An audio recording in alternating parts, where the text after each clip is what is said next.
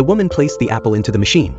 She pressed the button. The device emitted a burst of white light, and the apple inside the machine disappeared into thin air. The two of them were trying to make contact with a parallel world, and the disappearance of the apple signified that they were very close to success. It all started with a car accident. Jenny learned over the phone that her husband had tragically died in a car crash. She couldn't accept the fact, so she began to study parallel worlds obsessively, trying to be with her husband from another dimension. They entered a string of characters into the machine. They activated the device. As the machine emitted another white light, the file was sent through. They received a reply. It was a thank you note. Jenny could tell it was her own handwriting. The machine emitted a flash of light again, and this time, they received an apple. Clearly, she had successfully established contact with the parallel world. To learn more about the parallel world, they sent a camera through. After a brief wait, the camera was returned. Jenny immediately checked the footage. To her surprise, the laboratory in the parallel world was identical to theirs. She also saw another version of herself in the footage. Then she heard her husband's voice. This perhaps indicated that in the parallel world, her husband hadn't been involved in the car accident. We could go across.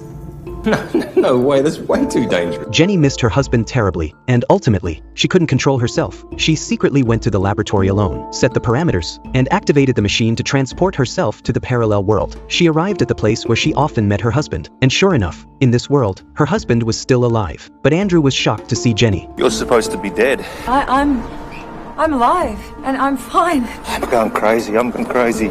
It turned out that in this world, Jenny and Andrew didn't have children, and it wasn't Andrew who had the accident, but Jenny. Jenny explained everything to her husband, and he finally understood. They embraced. Then, Jenny brought Andrew back to her world. When the children saw their father, they were both shocked and delighted. Though Andrew had never met these two children, he still hugged his daughter. Everything seemed perfect, but soon, the children noticed that this man wasn't their father. This new Andrew was cold toward the family, and had a strong violent streak. Jenny also discovered that Andrew was carrying a stun gun. He explained that it was just for dealing with emergencies. That day, the neighbor also noticed that the dead Andrew had reappeared. He believed that Andrew must have faked his death to claim the insurance. But these words angered Andrew, and he immediately pulled out the stun gun and killed the neighbor. Feeling confident, Jenny crossed back into the parallel world. She intended to investigate this man further. When she arrived at their house in the parallel world, she found it in complete disarray. It seemed like a fight had taken place. She entered the bedroom and saw another version of herself lying on the bed, and she had been killed by a stun gun. It turned out that in the parallel world, Jenny hadn't died in a car accident. She had been killed by her own husband. Jenny then realized how dangerous Andrew was. She immediately returned to the laboratory to prepare to transport herself back to her world. But by now, Andrew had realized his exposure. He came to the laboratory and destroyed the transport device. He also killed another scientist. With the equipment damaged, Jenny couldn't travel back. Just as she was starting to panic, the assistant from the parallel world arrived. He said that there was another set of equipment at his home that was being tested, which could also be used for transportation. This meant that there was a similar device in the assistant's home in the original world that could receive her. But when she returned home, she found her family sitting together for breakfast.